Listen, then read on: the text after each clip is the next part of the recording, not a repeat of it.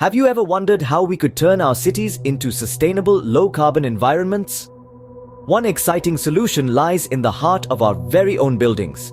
Today, we're going to explore the fascinating world of building emissions and heat networks, and how they're playing a pivotal role in transforming our urban landscapes. Consider the European Union and its ambitious mission to decarbonize the building sector, a sector that's responsible for a whopping 40% of the block's energy use.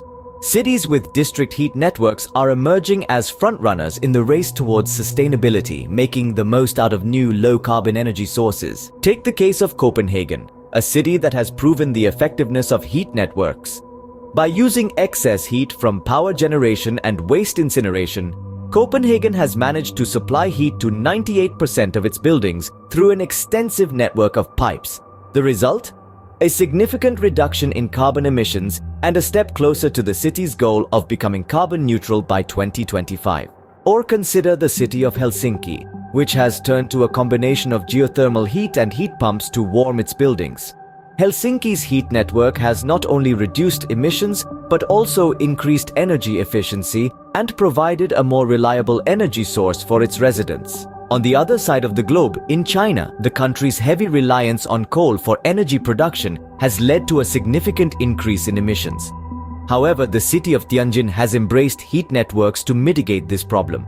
By utilizing industrial waste heat, Tianjin has been able to cut its coal consumption and reduce its emissions substantially. Heat networks, as these case studies show, offer cities a viable way to reduce building emissions.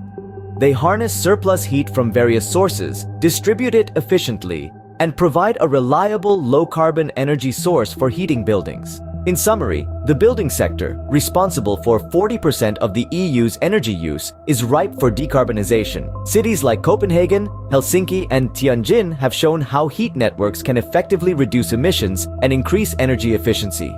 Furthermore, embracing heat networks doesn't just mean cleaner air and lower carbon footprints.